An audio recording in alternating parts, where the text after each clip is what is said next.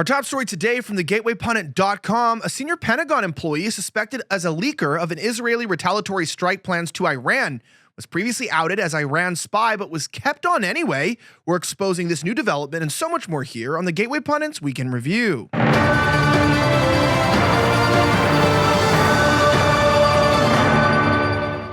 My name is Elijah Schaffer, and this is the Gateway Pundit's Weekend Review, where we cover the top 5 stories of the last 24 hours. Our top story, coming from Jim Hoft, is a senior Pentagon employee suspected as the leaker of an Israeli retaliatory strike plans to Iran. Check this out. Well, House Speaker Mike Johnson confirmed on Sunday that the U.S. government is now investigating the unauthorized release of these documents, which are believed to have originated from the National Geospatial Intelligence Agency and the National Security Agency. Now, a senior Pentagon official has been identified as the primary suspect in a classified leak involving the Israeli Defense Force IDF plan to strike Iran.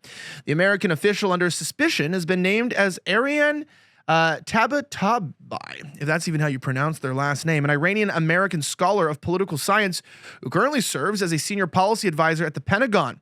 According to the JewishPress.com, one of the most notable and respected publications out there, a Pentagon official told Sky News in Arabic that the investigation being conducted by intelligence agencies in Washington into the leaking to Tehran documents of the IDF plan to strike Iran has begun to indicate suspicion of the involvement of a senior employee in the Pentagon. The American official added that the employee suspected of leaking the documents is an American of Iranian origin named Arian Tabatabai, if that's, or Tabatibi, depending on how you pronounce that. Arian is an Iranian-American scholar of political science, writer, and senior policy advisor to the United States Department of Defense. After the Biden administration directly took office in January of 2021, she joined the U.S. negotiating team in nuclear negotiations with Iran between 2021 and 2022. She served as an advisor to Robert Malley, the chief promoter of pushing a deal with Iran at any cost. Now, members of the U.S. Congress, especially Republicans, have pointed that Robert Malley was investigated after being suspected of having dealt with classified information without prior permission and of having secret contacts with Iranian figures. Top Iranian Pentagon officials Arian Tabatabai is an Israeli-Iran attack plan who kept her top-level security clearance despite previous spying for Tehran accusations. She also is a longtime Iranian operative who kept her security clearance despite previous spying. Tablet magazine accused her of being an Iranian agent. Now, I just accuse her of looking like a libtard. But the fact that we have Iranians and these people, serving in our agencies as spies, this idea of dual allegiance, can you imagine? Imagine people with dual citizenship or are known to be cooperating with another government, serving in the United States security forces, serving in our intelligence agencies. Well, unfortunately, that is what we deal with every single day in our country. The fact that when we find out someone's spying like this, what do we do about this? I mean, they leaked a plan, an Israeli plan, but is that really against American, sovereignty? Should we really be penalizing people for, doing things like this? Maybe, because if Israel's our greatest ally, then she might have just crossed the wrong person exactly. Our next story, Tim Walz tries to insult Elon Musk, jumping around like a dipshit. Trump campaign responds with epic troll video. Check this out. Christina Lila reports that Tim Walz tried to insult Elon Musk on Tuesday during a low-energy rally in Madison, Wisconsin. Elon Musk endorsed President Trump and joined him on the campaign trail earlier this month. The crowd went wild as Elon Musk jumped around on stage.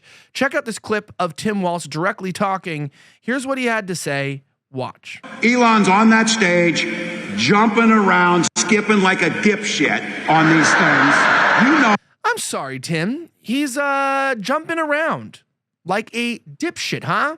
Let's look at a couple videos here, or at least one of what you look like when you're coming out on the stage. And maybe you were coming out then more than just on the stage, if you know what I mean. Around, skipping like a dipshit. Jumping around, skipping like a dipshit. Jumping around, skipping like a dipshit. Jumping around, skipping like a dipshit. Jumping around, skipping like a dipshit. Jumping around, skipping like a dipshit. Jumping around, skipping like a dipshit. I can play that as my ringer. Tim Walz is a fraud. Why point your finger? I mean, look, Tim Walz is a very happy gay man, right? He lives a very exciting life. He's weird, he's strange, and that's what liberals love. So I don't know why he's taking cheap shots at Elon Musk. Speaking of government waste and human trafficking, breaking news from Christina Lila, the federal government whistleblower exposes $347 million contract for transporting unaccompanied minors. We have a video here in just a moment, but Clarissa Rippey, a contract specialist working in the General Services Administration, blew the whistle and exposed a $347 million contract for transporting unaccompanied minors. My line in the sand moment was when I found out that the GSA had awarded a contract to a company to transport unaccompanied minors.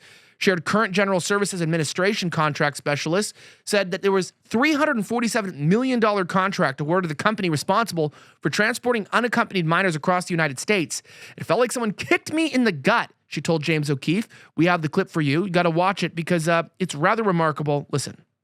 My line in the sand moment was when I found out that GSA had awarded a contract to a company to transport unaccompanied minors. What was that like for you? It was like someone kicked me in my gut. Once I found out about the contract, that night, I got on my computer and I started doing a Google search. Action obligation 40 million, total contract value 347 million. That's over $250 million.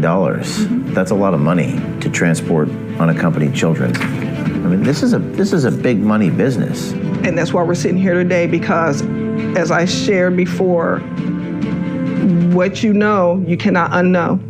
The crisis of conscience would only grow and reach inside the holy grail of the unaccompanied child transportation business. There's the white buses right there. That's the FedEx transportation hub for the unaccompanied minor children. They stop the transportation of children, they stop the money.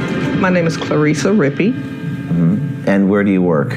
I work for General Services Administration, aka GSA. And for those who are not familiar with what GSA is or what it does, can you talk a little about that? GSA, it basically manages all the services for the federal government. Then you have the transportation side of GSA that manages like travel, transportation, and logistics. So what she's saying is there's a contract given to a logistical organization that's then used to traffic children. You know, sometimes this organization drops 20 kids off at the same address. You really think these kids are going with their parents? You think they're going with some sort of a, guardian? No, these people are being, at least a good portion, are being trafficked directly. Now, I want to remind you that one person who's been exposing a lot of this corruption in the government is Mike Lindell. And because of that, not only has the corporate media, but the entire government crashed down on him. And they recently just canceled a huge order, leaving MyPillow with a ton of extra pillows. But you know what? Their loss is your gain. And for the first time ever, you will get a standard classic MyPillow for wholesale prices, only $14.88. But it gets even better. For a limited time, they're going to offer this entire classic collection at wholesale prices. Get queen size MyPillows for just $18.88. Upgrade to king size for only $1 more and get the body pillows for $29.88. Multi-use pillows for $9.88. Go to mypillow.com right now, mypillow.com. Use my promo code in the corner there, Elijah. It's ELIJAH, and you can get these amazing deals for just $14.88. Or you can call 1-800-210-8491 to take advantage of wholesale pricing today. Free shipping on orders over $75. That's right, $14.88. Now, as we talk about this, by the way, my pillows are the most comfortable pillows in the world, so you should get some. But Kamala Harris bombs in an NBC interview when asked why voters trust Trump and not her on the economy. We have the video here. Check out this interview where she just completely bombs. Here's what she had to say. Then why do you think that's not landing with voters? Because in the numbers, it's the opposite. Former President Trump leads you on this issue. Well, when I'm out, this is why I'm going out to Wisconsin, Pennsylvania, and Michigan. Excuse me, just got in late this morning, actually. But going to 3 states yesterday, and I'm going to continue being on the road. I have to earn the vote. I have to earn the vote. Do you really? Do you need to earn the vote, Kamala? Because last time I checked, you're planning on rigging the election, and you're going after the most lowly informed, voters in general. You're going after the actual idiots. Check this out as she continues to fumble over her words. I will move on, but I don't know that I heard a clear answer from you on the issue of gender affirming care. It sounds like what you're saying is this should be something between trans Americans and their doctors. It feels like that's a long way from we see you and we love you, which was your message to trans Americans in May. What do you want the LGBTQ plus community to know as they're looking for a full-throated backing from you for trans Americans? I believe that all people should be treated with dignity and respect. Period. And should not be vilified for who they are, and should not be bullied for who they are. And that is a true statement for me my entire career. I just don't think people should be damn bullied. Man, why are you black sometimes, and then all of a sudden you're eloquent, and you're still defending, I heard that right, trans Americans? It's now a identity group. I thought it was like LGBT Americans, but now it's trans Americans. We are doing hyphenations with this. Look, if this woman becomes president, we are in for the time of our life, and not in a good way. Ultimately, just the fact the economy is going to be in such a bad shape. I mean, who knows what this person is planning on doing? Why do people care about minorities so much? Why do we hear so much about anti-Semitism, about trans people? What about white people? What about straight people? What about the people who built this country? Have you guys forgotten about us? We're still here. That being said, our last story, Kamala Harris stutters as she repeatedly denies that she was engaged in a massive cover-up around Biden's cognitive decline. Christina Lytle reports we have the original video here. Check this out as she can't get her words straight. Can you say that you were honest with the American people about what you saw in those moments with President Biden as you were with him again and again, repeatedly in that time? Of course. Joe Biden is an extremely accomplished, experienced, and capable in every way that anyone would want if they're president. And you never saw anything like what happened at the debate night behind closed doors with him? It was a bad debate. People have bad debates. He is absolutely. But that's the reason why you're here, and he's not running for the top of the ticket. Well, you'd have to ask him if that's the only reason why. What do you think? I am running for president of the United States. Joe Biden is not. And my presidency will be about bringing a new generation of leadership to America that is focused on the work that we need to do to invest in the ambitions and aspirations of the American people. It's a judgment question. That's why I ask. Can the American people trust you in these moments, even when it's maybe uncomfortable for Americans to level with Americans in that way? So that's why I ask. And it sounds like what you're saying is you feel like you never saw anything like that from President Biden. I have worked with Joe Biden, hours and hours and hours over these 4 years, whether it be in the Situation Room or the Oval Office. Joe Biden is the one who was able to bring NATO together during a crisis where for the first time in 70 years, Europe saw and has seen war. Joe Biden has done the work that has been about being a leader on what we have done to fix so much of what has been broken in terms of the economy because of Donald Trump's mismanagement.